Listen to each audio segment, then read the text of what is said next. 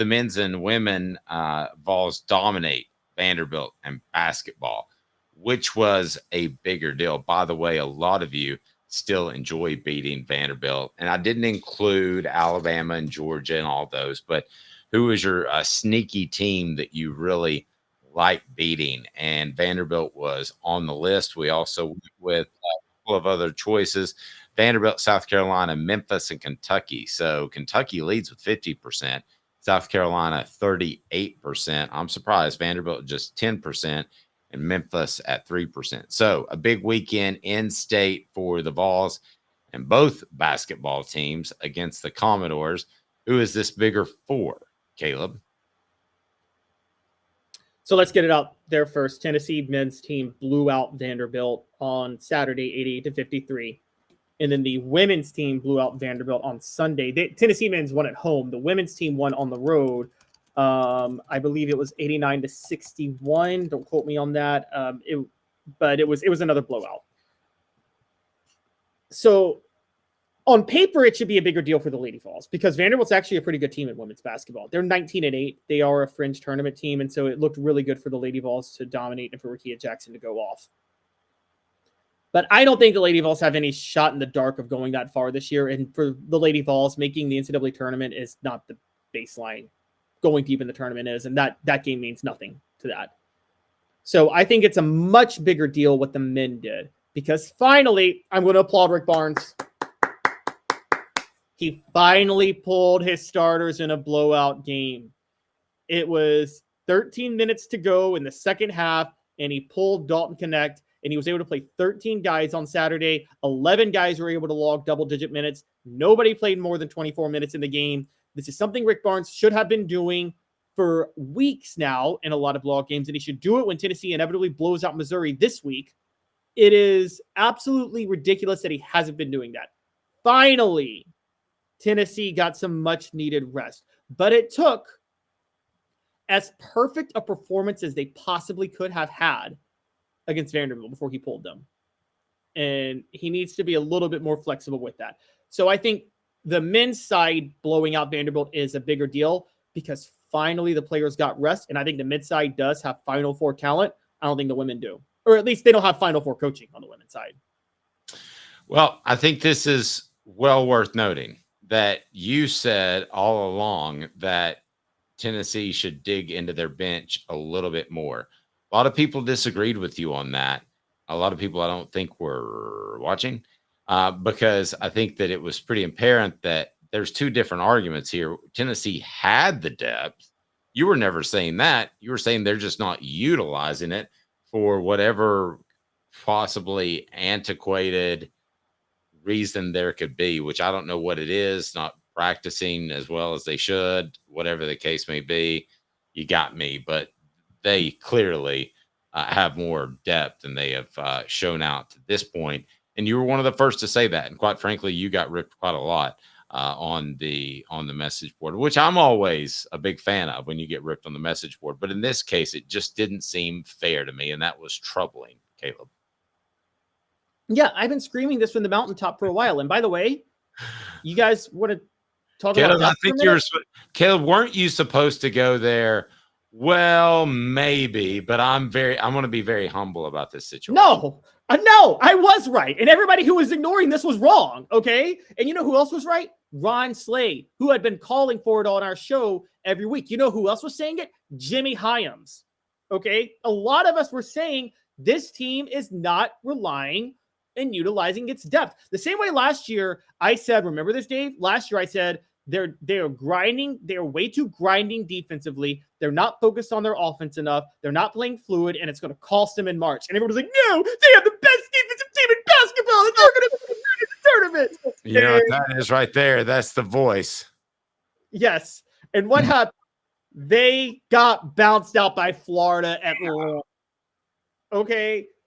You guys can whine and cry all day when I give you these facts, but they are facts. Rick Barnes has not been using his depth. For the record, he has it because JB Estrella is the third option in the post behind Toby Awaka and Jonas Adu. Estrella's been hurt. He didn't play on Saturday. He still managed to go to his depth with 13 guys. He still managed to play Cade Phillips 11 minutes. Okay, and by the way, another point, Jordan Gainey and Jemai Meshack, the two rotational players he does play off the bench, were horrible on Saturday. They were not playing well. Didn't matter because he brought in Freddie DeLeon and Cameron Carr because that's what Tennessee has, and Rick Barnes' stubbornness has been costing him. So Rick Barnes, I'm giving you an applaud. Okay, this is like, you ever notice, like, Dave, you ever get complimented by your wife when you like take out the dishes or do something you should have done and you feel like it's so patronizing? Yes, that happens probably about every 15, 20 years in my house. Okay, happens every week in mine. But anyways, that's what I'm doing for Rick Barnes right here. I'm giving it a compliment for doing the most obvious thing that he always should have been doing, which is turning to his bench. Do it more, Rick. You got a grueling end to the SEC schedule coming up, okay? Now, I find this interesting because you pointed out that Ron Slay said the same thing, and Ron regularly brought to you by our friends at Dynasty Pools and Spas. But I was on the Sports Source with John Pennington on Sunday, and this topic came up pretty quickly. So here's Mark Pankratz, who's a very, very intellectual analyst who completely agrees with you and happened to play for Tennessee as well. Here are his thoughts. You're talking about Ziegler. Look how hard he works on defense. He may be the defensive player of the year. He's working on both ends of the court. You got to give him some time off. Yeah. My issue was last week when he plays a full game in a game he loses by 16 at A&M. It's like, to me, that's give him a rest at some point. But on the other side, you're the sixth best team in the country according to the NCAA tournament selection committee. You're neck and neck with the leader in the SEC right now for the regular season title. Do they need to be playing more bench minutes? But as your poll is going to show, it's about the NCAA tournament run, and that's what we got to keep in mind. It's about the marathon, not the sprint, and so I do think you got to be playing guys more minutes. To me, the guy that fits the Barnes mold that has had minutes deteriorate over the last probably 3 weeks is Meshack. Yeah. I think he's a guy that at times he was playing some backup point guard if it's not going to be Vescovy. I think it's got to be Meshack because he fits the Barnes mold. Carr, they're super high on Carr. They think Carr is going to be an NBA talent by the time he's done in 2 or 3 years. But him and DeLeon, they don't play defense. They turn the basketball over. They're not tough being able to get through screens. And so they're not at Barnes' level on that defensive end. And you've seen a couple times when DeLeon's been in, guys are coming off floppy screens, down screens, and the deliverance of the pass is just late. He's not there yet. Now, you could say, well, maybe it's because he's not getting the playing time, but he's practicing every day against these guys. So he should be there, especially if it's one of the better defensive teams in the country. That should correlate to the game. It's not. So for me, Meshack and Awaka are the two guys that should be getting a little bit more minutes. Okay, so I'm going to change gears on you, Caleb, because there was a conversation that I was in with Mark Pankratz. We were discussing where Tennessee could possibly end up. So they're thought of as the number 6 overall seed, which would put them in Detroit, which would be a more favorable draw than going to Connecticut, which would arguably have the 2 or number 1 seed. Here's my thoughts. It is time to get beyond that, kids. It is time to say this basketball program doesn't need an easier draw than another one. This basketball team is good enough to play anybody that comes across their schedule in March Madness in the tournament.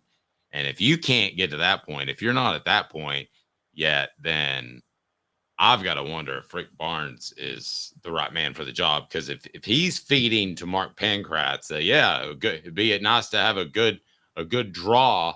Yeah, that's nice. But at some point, you've been coaching basketball for 35 years.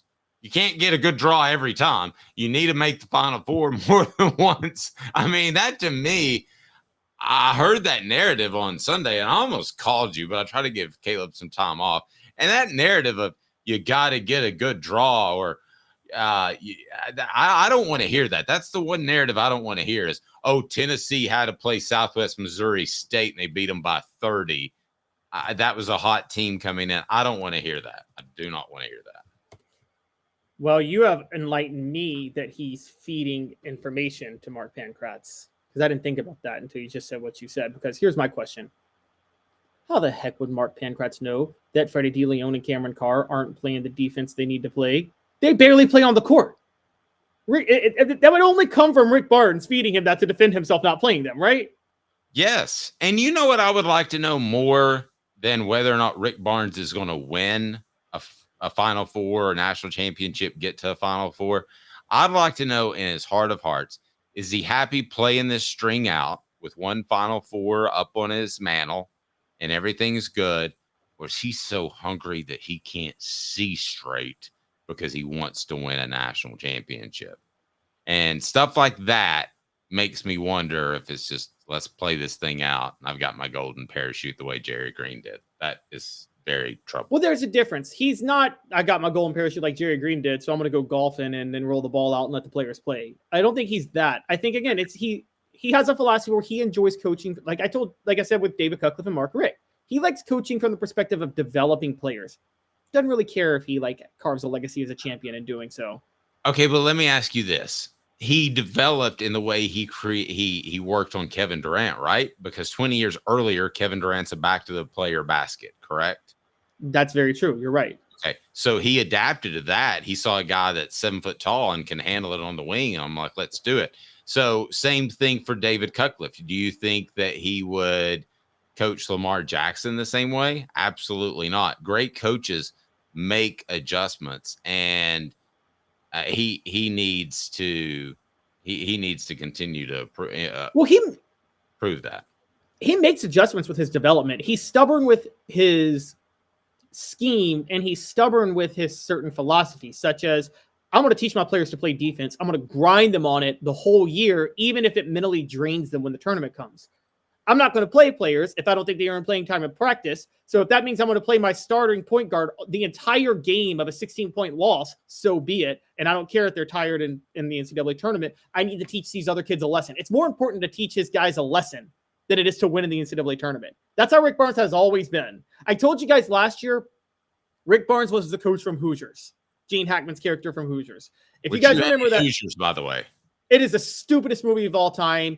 There is no way that style, 4 passes before you take any shot. You know how dumb of an offensive strategy that would be in real life, Dave? not smart. Yes. So there's a moment in Hoosiers where the guy keeps hitting every shot. Gene Hackman didn't like it because he wasn't doing the 4 passes. So he brought him to the bench. His team got in foul trouble, so he only had 4 players. And he decided, I'm not going to put this guy back in because I need to teach him a lesson. So I'm going to play out there with 4 players. Well, that's dumb. That's stupid, okay? And that's how Rick Barnes lives by. He says, I prefer teaching lessons to winning games. I guess that's admirable. I guess you could say that counts for something. It will develop the players, but it won't win you a championship. It just won't. And I think that maybe, just maybe, he's changed a little bit. He does adjust. You bring up Kevin Durant. I don't think he has a philosophy where he says every player should do this or that. He adjusts and adapts. And that's where he's also similar to David Cutcliffe. As you know as well as I do, I mean, that's one of the greatest adjustments a coach ever made, right? Going from Peyton Manning to T. Martin. And I mean, that's probably one of the most impressive adjustments ever for a coach. Yeah, and he took a lot of heat in the locker room for it as well. Took a lot of heat. He changed the playbook, and it was brilliant. And I think that Rick Barnes can do that with his players, but he still lives and dies by a philosophy of teaching his players, and he's so committed to teaching and teaching lessons that it actually ends up costly in terms of wins and losses in March. And so I don't get the whole, again, and that was so, I'm sorry. That was so obviously a leak from Rick Barnes, what Mark Pancrat said about Freddie DeLeon and Cameron Carr. That was so blatantly obvious that Barnes leaked that. Because where do you get that information from? Yep, I thought so too.